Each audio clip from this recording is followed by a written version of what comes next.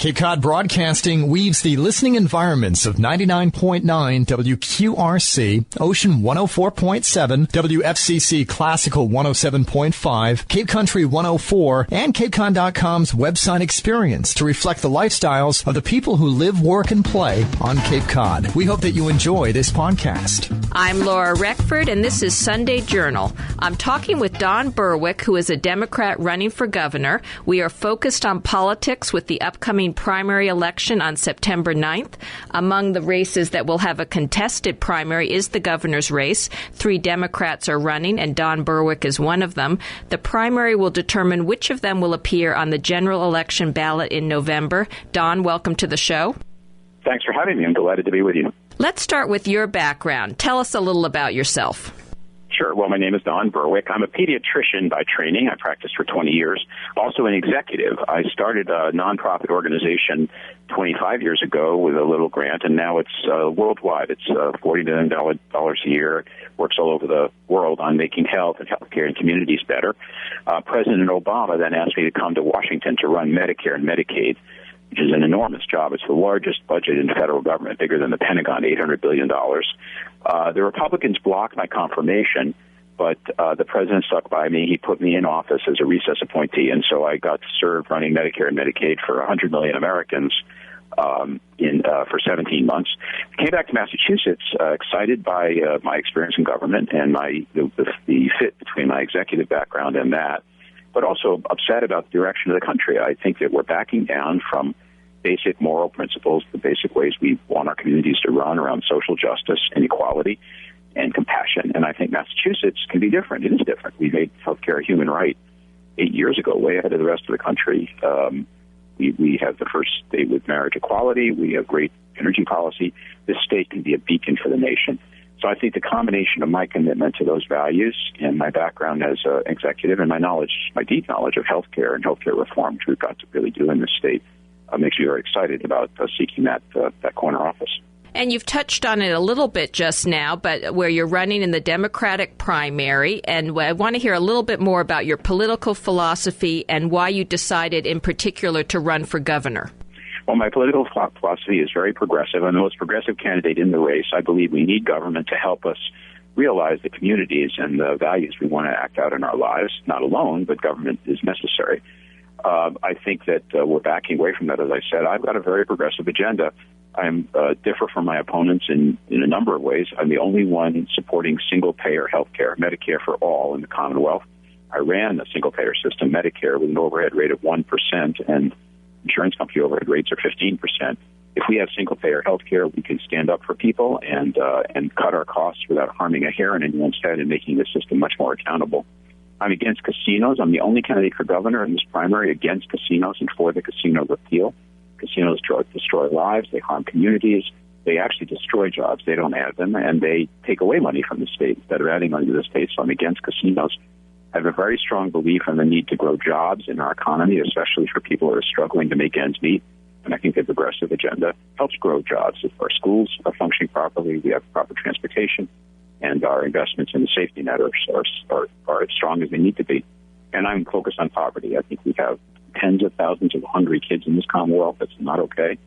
We have 19,000 people who don't have a house, home, a place to live. That's not okay. And I want to work hard to get justice and compassion back onto our screen without any apology at all. I'm Laura Reckford, and this is Sunday Journal. We're focused on politics with the upcoming primary election on September 9th. I'm talking with Don Berwick, who is a Democrat running for governor. Now, let's get to talking about the Cape and Islands a little bit. What do you feel are the biggest issues on the Cape and Islands that you could influence as governor?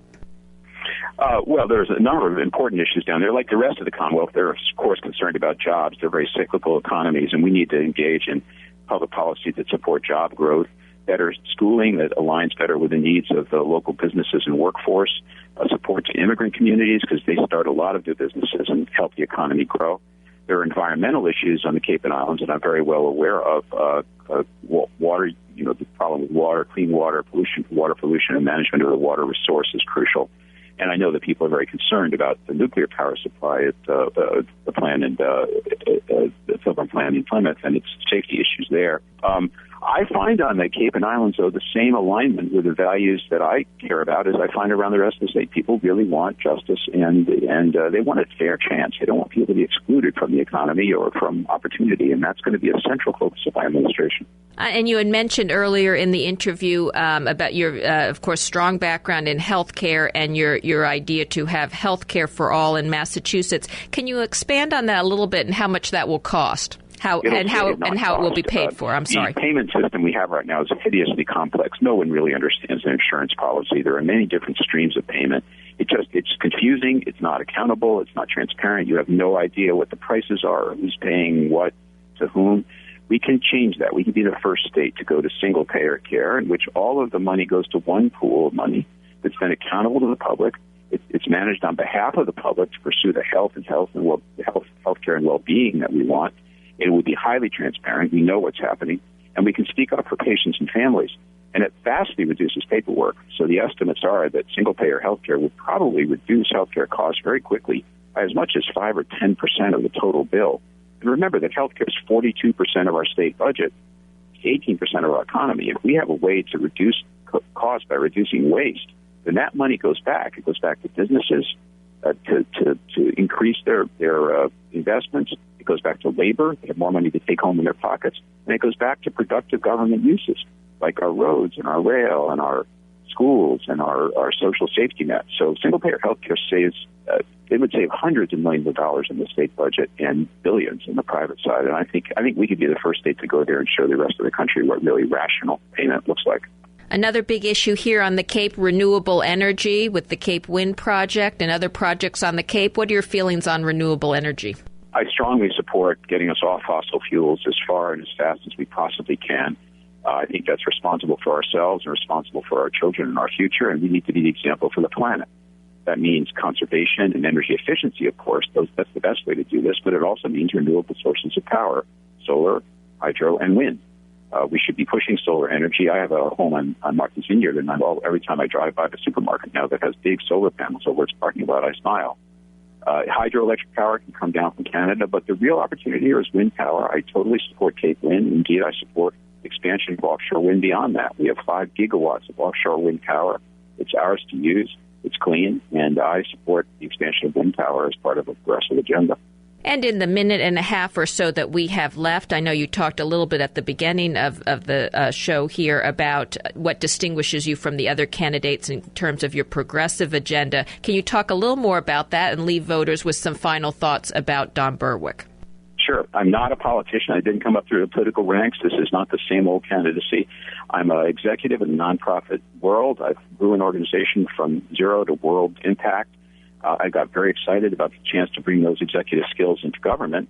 And I also know a lot about healthcare, which is a very important area of reform to really get us the kind of healthcare we want at a lower cost by providing better care.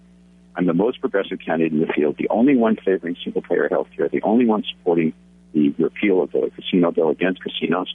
I'm focusing heavily on poverty and poverty alleviation, and what distinguishes me from the other candidates is I'm not a politician. I've got very bold goals, and I think they align with the values of this Commonwealth and the future we want to build. I'm proud of that, and I hope people will check it out. It's berwickforgovernor.com. Berwickforgovernor.com is my website. I'm Don Berwick, and I welcome inquiry from anyone. Don, thank you so much for giving us some time today. Unfortunately, we're out of time. Thank you for the chance to join you. I really appreciate it. Thank you. I'm Laura Reckford, and this is Sunday Journal. This podcast is a presentation of Cape Cod Broadcasting, which is solely responsible for its content. Thank you for listening. For more information, please visit us at capecodbroadcasting.com.